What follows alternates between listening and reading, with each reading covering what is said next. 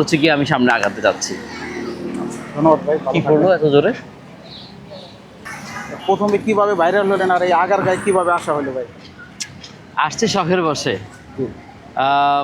আমার ওয়াইফ চাইছিল যে ওর হাতে বানানো কেক এখানের মানুষ ট্রাই করুক, জিনিসটা কেমন টেস্ট, একটা রিভিউ দেখ, এরপরে যদি ভবিষ্যতে যে রিভিউ ভালো হয় তাহলে আমরা একটা ছোটোখাটো একটা স্টল দিব, এইভাবে চিন্তা করি কিন্তু প্রথমে এখানে শুরুটা করলাম।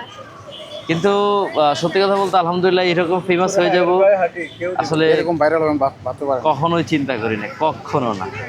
যাক, আল্লাহর কাছে লাখ লাখ শুকরিয়া যে সম্মান দেওয়ার মালিক কিন্তু আল্লাহ। আল্লাহ অবশ্যই আল্লাহ সম্মান আল্লাহ, দিতে পারে। আমরা হ্যাঁ, আবার আল্লাহ সম্মান দিছে বা ধরে রাখার মালিক হচ্ছে আমার।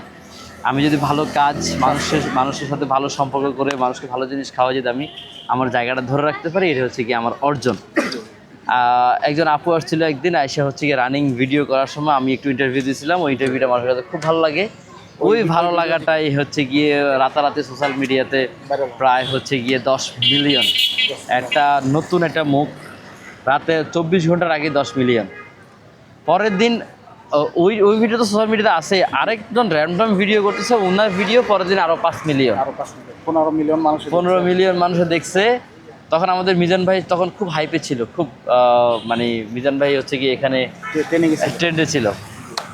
তো কন্টেন্ট ক্রিয়েটর যখন দেখছে যে মানে সবাই এদিকে আগে ঝুঁকতেছে, তখনই হচ্ছে গিয়ে এখানে মিজান ভাই দিনের বেলায় মিজান ভাই ওখানে ভিডিও করে সন্ধ্যাবেলা আমার এখানে চলে আসছে ভিডিও করার জন্য।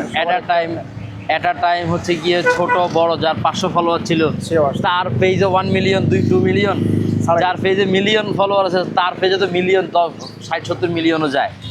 হ্যাঁ, YouTube, Facebook, Instagram, TikTok, Twitter, সব কিছুতে একদম মানে পুরো, হ্যাঁ, জিনিসটা ভাইরাল হওয়ার কারণে খুব তখন হাইপে ওঠে। আরও বেশি হাইপে উঠে হচ্ছে কি শুধু আমার একার কারণে না, আগের কাছে তখন জায়গাটাতে মানে কেকের মেলা, একরকম মেলা বসে যায়, মানুষজন আসে, কেউ এরকম ফেরত যেতে হচ্ছে না, সবাই হোমমেড কেক ট্রাই করতেছে, দামেও কম, মানেও ভালো। হ্যাঁ, একটা টাইম আরও কয়েকজন ভাইরাল হওয়ার কারণেই মানে আর জিনিসটা ট্রেন্ড থেকে নামতেছে না। আলহামদুলিল্লাহ এখনও কিন্তু ফুল ট্রেন্ডে আছে আমাদের এই আগারগাঁও। দেখবেন এই যে কয়েকদিন পরপর কিন্তু আমাদের বিভিন্ন ইস্যু নিয়ে নাড়াচাড়া হওয়ার সাথে সাথে কিন্তু আমাদের এই ভিডিওগুলো কিন্তু সোশ্যাল মিডিয়াতে কিন্তু আবার ভাইরাল হচ্ছে, যার কারণে হচ্ছে কি আলহামদুলিল্লাহ এখন পর্যন্ত ভালো আছি, রীতিমতো খুব ভালো কেক সেল হচ্ছে আপনাদের দোয়ায়। ইনশাআল্লাহ এই যে জিনিসটা ধরে রাখতে চাই। ভাই পরবর্তী দিনে এই কেক সম্পর্কে নিয়ে আর কোনো পরিকল্পনা? ইনশাআল্লাহ আমরা খুব শীঘ্রই, হয়তো আগামী মাসের মধ্যেই আমরা আমাদের নতুন আউটলেট দিচ্ছি। তবে হ্যাঁ, আমি এখানে থাকবো, আমি আগারগাঁওতেই থাকবো। মানে আমার নতুন আউটলেট হতে যাচ্ছে নতুন 1 তারিখের মধ্যে ইনশাআল্লাহ আমাদের নতুন একটা ব্রাঞ্চ আমরা ওপেন করবো ইনশাআল্লাহ। ঢাকাতে না বাইরে? ঢাকাতে, আমরা ঢাকাতেই ধরবো।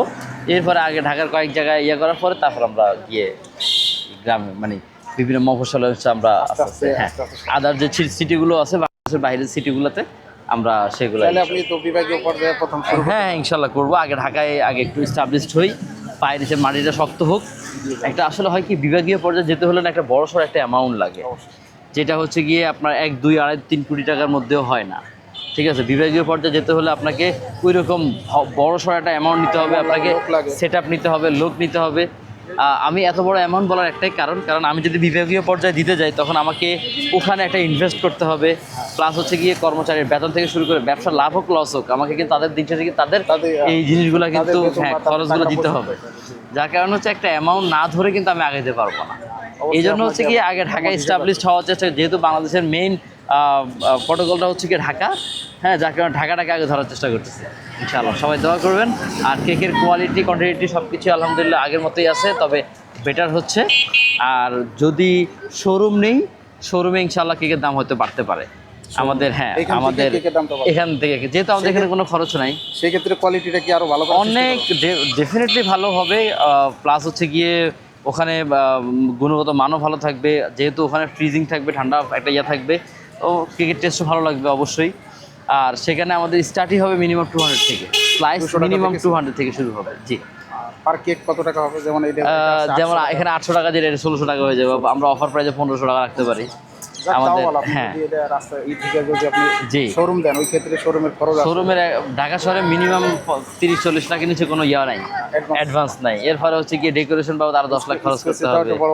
হ্যাঁ, পারবো না। তো সবকিছু মিলাই আসলে ভাবে চিন্তা করতেছি যদি ইনশাআল্লাহ আল্লাহ যদি তৌফিকে রাখে ভাই, সবকিছু রিজিক, আমি ভাইয়া লিসে আজকে এক বছর। অনেকে বলে ভাই আপনি তো চাইলে অন্য জায়গায় এই আউটলেট নিতে পারতেন। অবশ্যই করবো, অবশ্যই। কিন্তু সত্যি কথা বলতে ভাই আমি আমার একটা ভিত্তি শক্ত না করে, কিন্তু আপনি যদি ফাউন্ডেশন না করে, যদি আপনি নিচে 10 তলা ফাউন্ডেশন না করে যদি আপনি 3 তলা উঠান, যাবে না।